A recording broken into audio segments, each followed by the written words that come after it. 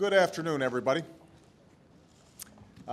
Before we get to what we're here to talk about, which is education, I just want to say a quick word about what so far appears to be a successful rescue of the trapped Chilean miners.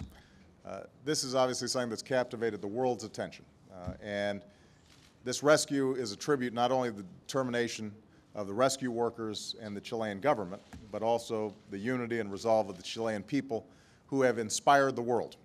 And I want to express the hopes of the American people that the miners who are still trapped underground will be returned home safely as soon as possible.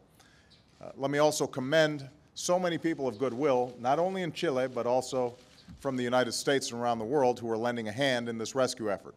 From the NASA team that helped design the escape vehicle to American companies that manufactured and delivered parts of the rescue drill to the American engineer who flew in from Afghanistan to operate the drill.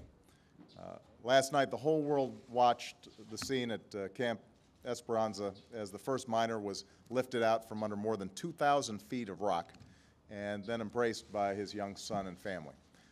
And the tears they shed after so much time apart expressed not only their own relief, not only their own joy, but the joy of people everywhere. So it was a thrilling moment, and we're hopeful that those celebrations duplicate themselves throughout the rest of today. Behind me, I've got the Moen family, Edward, Kathleen, and Sarah. Raise your hands. There we go. I've got the Omelia family, Mary Ellen, with her sons Sean and Tom, and her daughters Kelly and Leanne. And we've got the Maynard family, Philip and Joanne, with son Gregory and daughters Catherine and Elizabeth. We just had a wonderful visit, and the reason we're here today, all of us, is that one of the most important things that's going to determine our long-term success is education. Over the past 21 months, as we've climbed our way out of this recession, I've often said that if we want Americans and America itself to succeed in the 21st century, we need to offer all of our young people the best education the world has to offer. At a time when the unemployment rate for folks who've never gone to college is almost double what it is for those who have gone to college, when most of the new jobs being created will require some higher education, when countries that out-educate us today will out-compete us tomorrow, offering our children a world-class education isn't just a moral obligation, it's an economic imperative. And that's why from the start of my administration, we've been doing everything we can to make that kind of education possible, from the cradle to the classroom, from college through a career. We're reforming Head Start and challenging weak programs to compete for funds, because if you're receiving tax dollars, you should be delivering results for our kids. We're launching a race to the top in our states, which is raising standards and promoting excellence in teaching, so our students, all of them, can graduate ready for college and a career. We're upgrading our undervalued community colleges so we can link students looking for work with businesses that are looking to hire. We're eliminating tens of billions of dollars in wasteful subsidies for banks to profit as middlemen administering student loans, and we're using that money to make college more affordable for millions of additional students. And we're offering middle-class families what's called an American Opportunity Tax Credit, a college tuition tax credit worth up to $2,500 a year. I am calling on Congress to make this tax credit permanent, so it's worth up to $10,000 for 4 years of college. Because we've got to make sure that in good times or bad, our families can invest in their children's future and in the future of our country. Now, today, the Treasury Department is putting out a report showing what a difference these college tuition tax credits are making. Over our first year in office, we've increased tax cuts for higher education by over 90%. We're helping the dream of a college degree, putting that dream within reach of more than 12 million students from working families. And so I'm pleased that the family standing behind me could join me here today.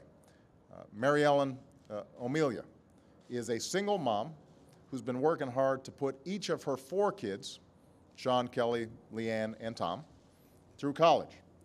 And it hasn't been easy, but it's been a little easier thanks to what we've done. like Mary Ellen, Joanne and Philip Maynard, are able to put their son, Gregory, and their daughters, Catherine and Elizabeth, through UMass Amherst, in part because of this American Opportunity Tax Credit. And this tax credit is making possible Kathleen and Edward Mohan to give their daughter, Sarah, the education she needs to pursue her dream of becoming a nurse. So all these families have benefited directly from this tax credit, and they represent families all across the country from every state. What we need to do is to make it possible for all America's working families to do what the O'Melias, the Maynards, and the Mohans have been able to do, and that's to send their kids to college. Now, if the Republicans in Congress had their way, that would be more difficult. They've proposed cutting back on education by 20%. That means reducing financial aid for 8 million students and leaving our community colleges without the resources they need to prepare our students for the jobs of the future. Nothing would be more short-sighted. There's an educational arms race taking place around the world right now, from China to Germany to India to South Korea. Cutting back on education would amount to unilateral disarmament. We can't afford to do that. The nation that educates its children the best will be the nation that leads the global economy in the 21st century. Now, ultimately, this is not just about making our economy more competitive. It's not just about preparing our kids for the jobs of the future, though all those things are absolutely essential. It's also about who we are as a people. It's about building a brighter future where every child in this country has a chance to rise above any barriers of race or faith or station, and they can fulfill their God-given potential, where the American dream is a living reality.